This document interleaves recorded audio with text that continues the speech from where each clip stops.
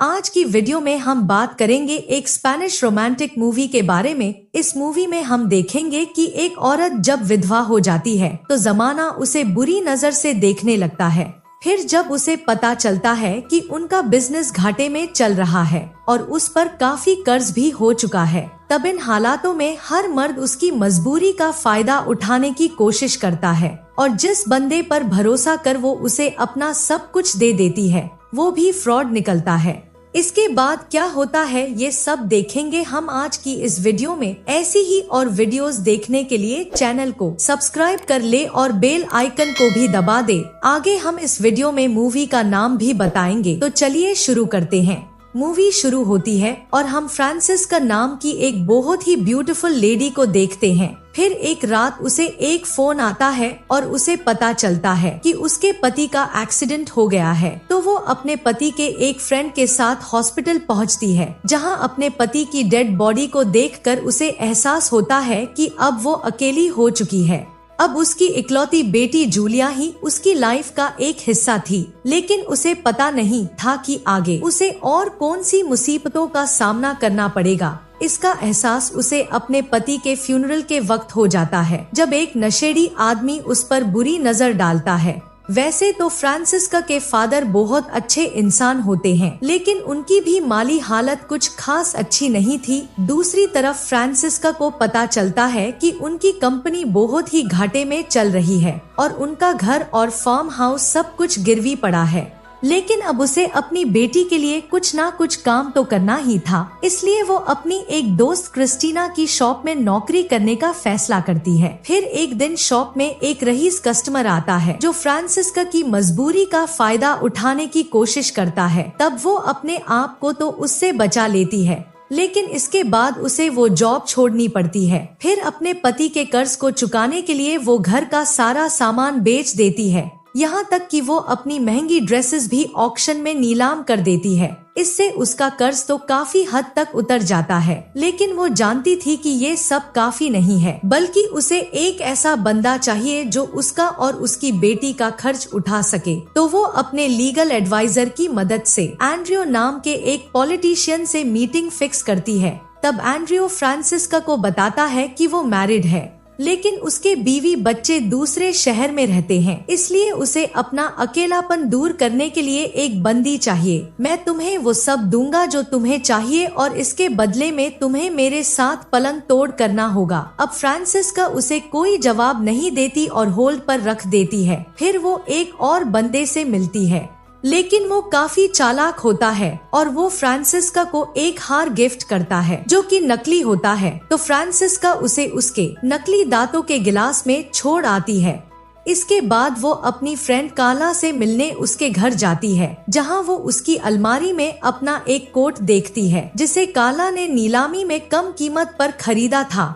इससे फ्रांसिस्का समझ जाती है कि उसके दोस्तों ने भी उसकी मजबूरी का पूरा फायदा उठाया है। फिर उसी रात फ्रांसिस्का काला के पति सैंड्रो को अपने घर बुलाती है और उसे अपनी अदाएं दिखाते हुए सेड्यूस करने लगती है। अब सैंड्रो तो पहले से ही उस पर फिदा था, तो वो फ्रांसिस्का को अपने घोड़े की सवारी करवा देता है। फिर उसे अच्छे से मजे करवाने के बाद फ्रांसिस्का उसे कहती है कि वो कोट जो काला ने नीलामी में खरीदा था तुम वो मुझे ला कर दोगे, वरना मैं काला को बता दूंगी कि तुमने मेरी गुफा के दर्शन किए हैं। अब सैंड्रो उसके जाल में फंस चुका था। फ्रेंड्स इस फिल्म का नाम है ला राफेल और ये 1991 में रिलीज हुई थी। आगे हम देखते हैं कि एक दिन फ्रांसिस्का के लिए एक कुरियर आता है और उसमें वही कोट होता है। उस वक्त सेरीना भी वहाँ मौजूद होती है और वो देखते ही समझ जाती है कि ये वही कोट है जो काला ने खरीदा था। अब वो उस कोट को अच्छी कीमत पर बेचकर उन पैसों से अपना बचा हुआ कर्ज लौटा देती है और अपनी बेटी की स्कूल फीस पे करने के साथ साथ एक कार भी खरीद लेती है। वहीं दूसरी तरफ सेरीना काला को बता देती है कि उसने वो कोट फ्रांसिस्का के पास देखा था, तो काला उससे अपना कोट लेने पहुंच जाती है। तब फ्रांसिस्का उसे बताती है कि मैंने उसे बेच दिया है और जो पैसे मिले थे वो भी खर्च कर दिए, इसलिए अब तुम्हारे लिए मेरे पास कुछ नहीं है। तो काला उसे कहती है कि तुम्हें लगता है कि तुमने मेरे पति को गुफा दर्शन करवा कर उल्लू बनाया है, लेकिन जो जैसा करता है वैसा ही भरता है। इसी तरह तुम्हारे पति ने भी जूलिया नाम की एक औरत के साथ रातें रंगीन की थी। अब काला की इस बात से वो काफी परेशान हो जाती है, तो अगले दिन वो जूलिया से मिलने के लिए उसके घर पहुंच जाती है।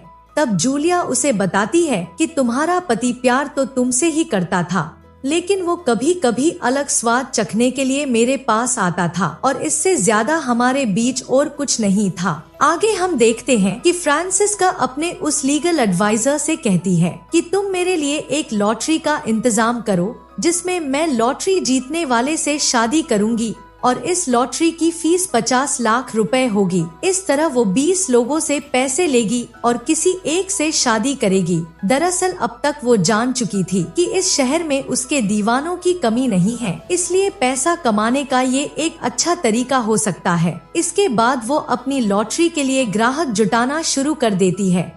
अब धीरे धीरे ये बात पूरे शहर में फैल जाती है, जिससे उसे काफी अमीर लोग मिल जाते हैं। वहीं दूसरी तरफ फ्रांसिस्का का लीगल एडवाइजर भी उस पर चांस मारना चाहता था। तब फ्रांसिस्का उसे कहती है कि तुमने तो लॉटरी नहीं ली है। इस पर वो कहता है कि तुम चिंता मत करो, उसे मैं संभाल लूंगा, वो मेरा काम है। अब फ्रांसिस्का उसे भी कोई जवाब नहीं देती और होल्ड पर रख देती है। फिर अगली सुबह जब फ्रांसिस्का कहीं जा रही होती है, तभी उसकी गाड़ी से एक आदमी का एक्सीडेंट हो जाता है, जिससे उसे शरीर पर काफी चोटें आती है। तो फ्रांसिस्का उसे अपने साथ घर ले आती है और उसकी अच्छे से मरहम पट्टी करती है। तब वो अपना नाम एंटोनियो बताता है। फिर अगली सुबह जब फ्रांसिस्का की बेटी और नौकरानी घर से बाहर चली जाती है, तब पीछे से वो एंटोनियो को अपनी गुफा के दर्शन करवा देती है। अब इसके बाद अगले कई दिनों तक वो उसके साथ खूब मजे करती है। अब जिस चीज के लिए लोग 50 लाख देने को तैयार थे, एंटोनियो उसके मजे फ्री में ही ले रहा था।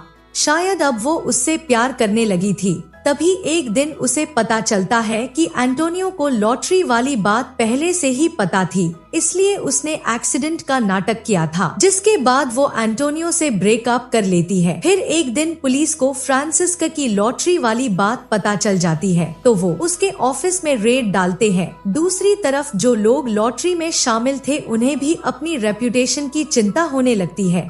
फिर एक दिन फ्रांसिस्का को पुलिस स्टेशन बुलाया जाता है, तो वो पुलिस ऑफिसर से कहती है कि ये पैसे मैंने ही उन लोगों से लिए थे। दरअसल वो लोग मेरी हेल्प करना चाहते थे, इसलिए उन्होंने मुझे ये पैसे डोनेट किए हैं, लेकिन मैं उन लोगों से इस तरह पैसे नहीं ले सकती थी, इसलिए मैंने ही उन्हें लॉटरी के जरिए पैसे देने को कहा था। इस तरह से वो एक तीर से दो शिकार करती है। वो लॉटरी से मिले सारे पैसे भी अपने पास रख लेती है और झूठी स्टेटमेंट देकर उन अमीर बंदों की रेप्यूटेशन भी बचा लेती है। दरअसल ये पूरा प्लान फ्रांसिस्का का ही था, उसी ने ही पुलिस को लॉटरी वाली इन्फॉर्मेशन दी थी और वे लोग इस बात से खुश थे कि उसने उन्हें जेल जाने से बचा लिया। आगे हम देखते हैं कि फ्रांसिस्का अपनी बेटी और अपनी नौकरानी के साथ हमेशा के लिए देश छोड़कर चली जाती है। इसी के साथ ये फिल्म यहीं पर खत्म हो जाती है।